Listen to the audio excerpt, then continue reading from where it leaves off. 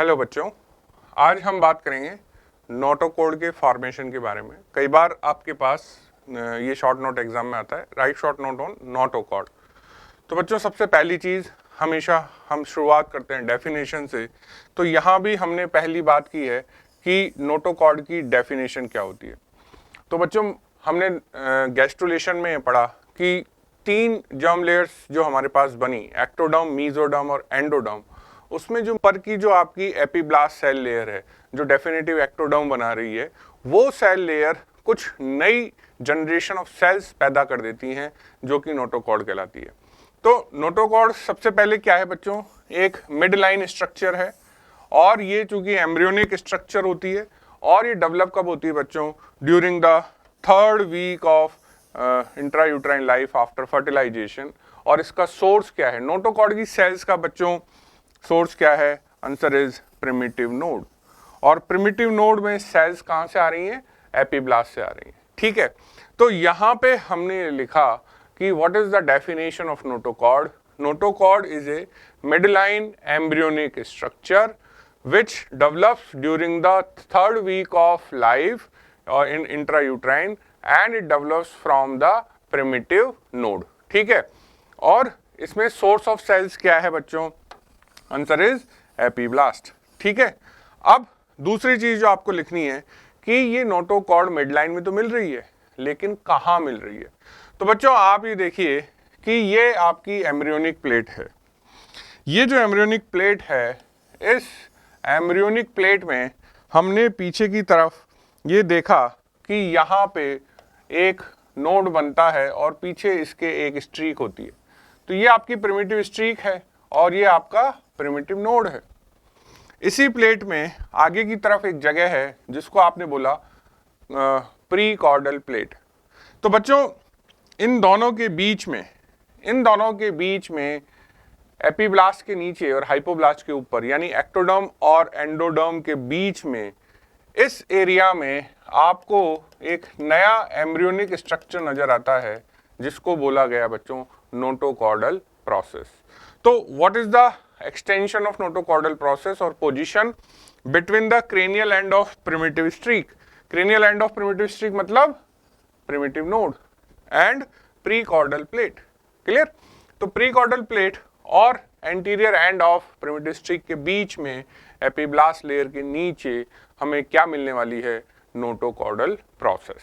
ठीक है, तो आपने जब भी क्वेश्चन लिखा तो पहले डेफिनेशन लिख दी, उसके बाद ये कहाँ से आती है? एपीब्लास्ट से आती है, और कहाँ प्रेजेंट होती है या मिलती है? तो नोटोकॉर्ड है वो प्रिमिटिव स्ट्रीक के आगे और प्रीकॉर्डल प्लेट के पीछे मिलता है। अब जो नेक्स्ट पार्ट आया कि हमने नेक्स्ट स्टेप में लिखना है कि नोटोकॉर्ड बनाने के लिए क्या प्रोसेस है। तो स्टेप बाय स्टेप आपको सबसे पहले क्या चीज बनानी है बच्चों? यहाँ पे जो सबसे पहले हमें चीज बनानी है वो है प्रिमिटिव पिट।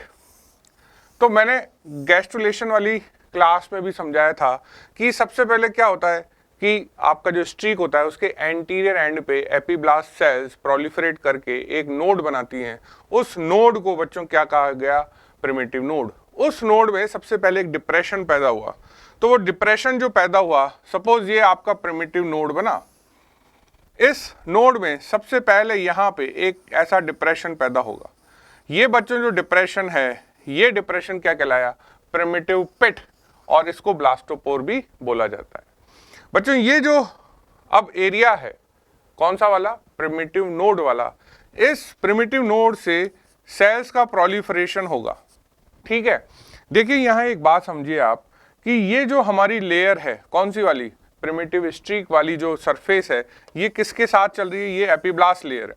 सो यहाँ पे ये आपकी लॉन्ग कॉल्यूमनर सेल्स हैं जो कि एपीब्लास्ट बना रही है। ठीक है, नीचे यहाँ पे आपका क्या है? हाइपोब्लास्ट है, और बीच में क्या है? मीजोडर्म।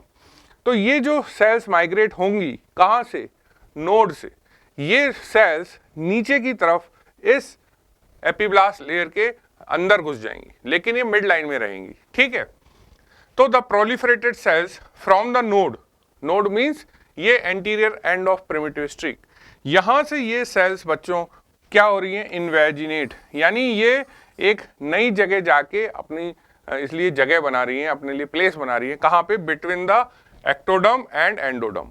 यानी ये हो गई आपकी एपिब्लास्ट लेयर जो एक्टोडर्म बनाएगी, नीचे आएगी एंडोडर्म। तो एक्टोडर्म और एंडोडर्म के बीच में ये जो नई सेल्स हैं ये जाके एक कॉर्ड बनाने वाली है, ठीक है।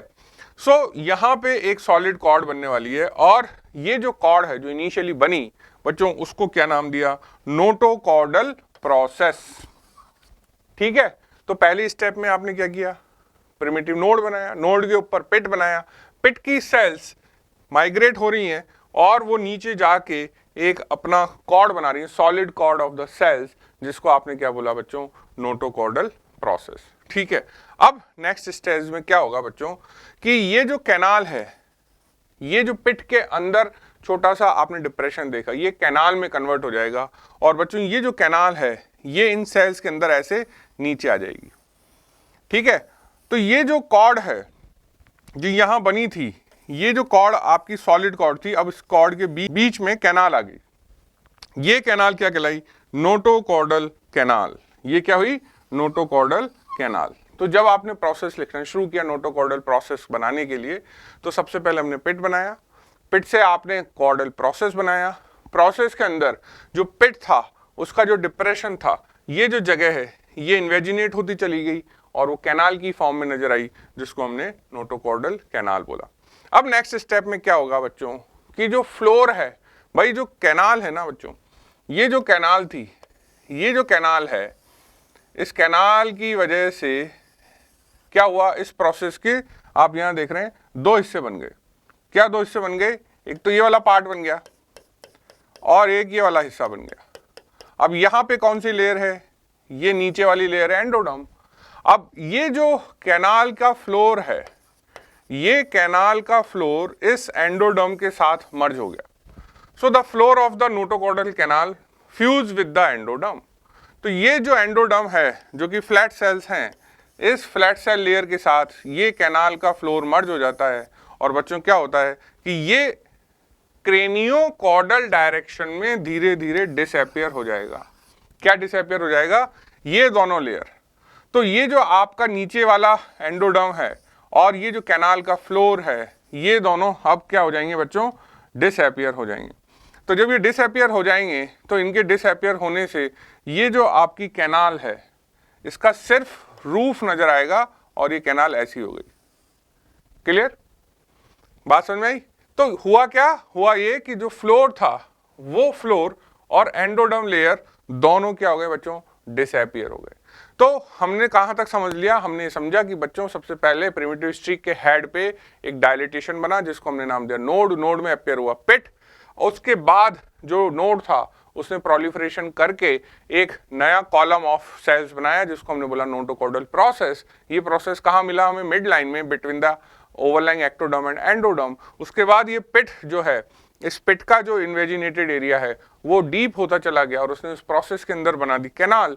और अगले स्टेप में क्या हुआ कि बच्चों ये जो कैनाल है, ये कैनाल का जो नीचे वाला हिस्सा है वो एंडोडर्म के साथ फ्यूज हो गया और फिर वो डिसअपियर हो गया। ठीक है, अब क्या हुआ बच्चों, डिसअपियर होने से देखो कि there is a formation of a neurenteric canal. ना न्यूरोएंट्रिक कैनाल क्या होती है, ये कैनाल ऊपर की तरफ है एमनियोटिक कैविटी, नीचे है योक सैक, उन दोनों के बीच में कम्युनिकेशन एस्टेब्लिश कर देती है। कैसे एस्टेब्लिश हुआ कम्युनिकेशन, आपने क्या देखा, आपने देखा कि ये हमारी क्या है बच्चों, अंडरलाइंग एंडोडर्म। इस एंडोडर्म के ऊपर अभी हमने देखा कि ये आपका ऐसे न्यूरोएंट्रिक कैनाल का रूफ बचा हुआ है, फ्लोर यहाँ गायब हो गया और फिर आगे आप गए तो ये बचा हुआ फ्लोर यहाँ ये आ गया, तो ये आपका ये वाला फ्लोर आ गया। और यहाँ पे क्या है बच्चों, ये है आपकी कॉल्यूमनर सेल्स, यानी ये क्या है बच्चों, एक्टोडर्म एपिब्लास्ट। ठीक है, और यहाँ पे है ये पिट। ठीक है, तो बच्चों अब हुआ क्या कि हुआ ये कि जब आपने इस फ्लोर को गायब कर दिया, पहले ये फ्लोर था कैनाल का, अब जैसे ही स्टेप आई और ये गायब हुआ तो क्या हुआ कि अब आपका ये जो योक सैक है और ये जो एमनियोटिक कैविटी है, इन दोनों के बीच में यहाँ पे ये कम्युनिकेशन एस्टेब्लिश हो गया। तो ये जो कम्युनिकेशन होता है बच्चों, ये क्यों होता है कि ये कम्युनिकेशन न्यूट्रिशन के पर्पस से होता है। ठीक है, और ये जो कैनाल है जिसकी वजह से सेकेंडरी यॉर्क सैक और ऊपर जो एमनियोटिक कैविटी है ये आपस में कम्युनिकेट कर रही हैं, इसको बोला गया न्यूरोएंट्रिक कैनाल। क्लियर? तो सबसे पहले पिट बना, पिट के बाद प्रोसेस बना, प्रोसेस में कैनाल बनी और कैनाल के डिसअपियरेंस होने से न्यूरोएंट्रिक कैनाल बनी। अब ये जो रूफ है ना, ये वाली जो रूफ है बच्चों, ये रूफ अब क्या बनाएगी, एक नया स्ट्रक्चर बनाएगी, क्योंकि ये जो रूफ है ये अगर आप, ये तो आप साइड से देख रहे हैं, अगर आप आगे से सामने से देखेंगे तो ये रूफ इस तरह से है। ठीक है, अगर आप इसको यहां काट के देखेंगे तो बच्चों ये रूफ है, फ्लोर इसका गायब हो चुका है। ठीक है, तो ये बच्चों जो रूफ है ये अब धीरे धीरे धीरे धीरे नीचे आएगी और नीचे आके जो अभी हमारा डिफेक्ट, यहाँ पे जो डिफेक्ट जनरेट हुआ है इसको क्लोज करने के लिए ये खुद फ्लैट हो जाएगी, और जब फ्लैट हो जाएगी तो अब ये प्लेट की फॉर्म में हो गई और इसको क्या बोला गया, इसको बोला गया नोटोकॉर्डल प्लेट। ठीक है, so the wall of the canal become flattened and form the flattened plate is called as notochordal plate. तो ये जो स्ट्रक्चर है, ये स्ट्रक्चर नीचे आके यहाँ पे चिपक जाएगा और ये ऐसे हो गया, और ये क्या कहलाया बच्चों, नोटोकॉर्डल प्लेट। तो नोटोकॉर्डल प्लेट के बनते ही ये जो न्यूरोएंट्रिक कैनाल का कम्युनिकेशन है ये खत्म हो गया। तो अब यहाँ से हमने इसको यहाँ से गायब कर दिया और ये अब क्या बन गई, नोटोकॉर्डल प्लेट। ठीक है, अब ये जो नोटोकॉर्डल प्लेट है ये वापस से इसमें रीफोल्डिंग होगी, यानी ये जो स्ट्रक्चर है ये वापस बनेगा। कैसे कि इसमें नीचे से इन्वेजिनेशन होगा और ये धीरे धीरे वापस ऐसी ही हो जाएगी। पहले इस फॉर्म में थी, फिर फ्लैट हुई, फिर वापस इस फॉर्म में आ जाएगी। ठीक है, और इस फॉर्म में आने के बाद इसके जो दोनों एंड हैं ये धीरे धीरे आपस में एक दूसरे के पास आएंगे और ये एक सर्कुलर स्ट्रक्चर बन जाएगा। ठीक है, तो हुआ क्या कि हुआ ये कि द प्लेट गेट्स कर्व्ड, तो वापस से प्लेट कर्व हो गई या फोल्ड हो गई। फोल्ड होने के बाद धीरे धीरे क्या होगा, वो एक ट्यूब बना लेगी और ये ट्यूब अब जो अंडरलाइंग एंडोडर्म है उससे सेपरेट हो जाएगी। ठीक है, तो ये पहले रूफ ऑफ कैनाल थी, कैनाल की रूफ धीरे धीरे फ्लैट हो गई तो प्लेट बन गई।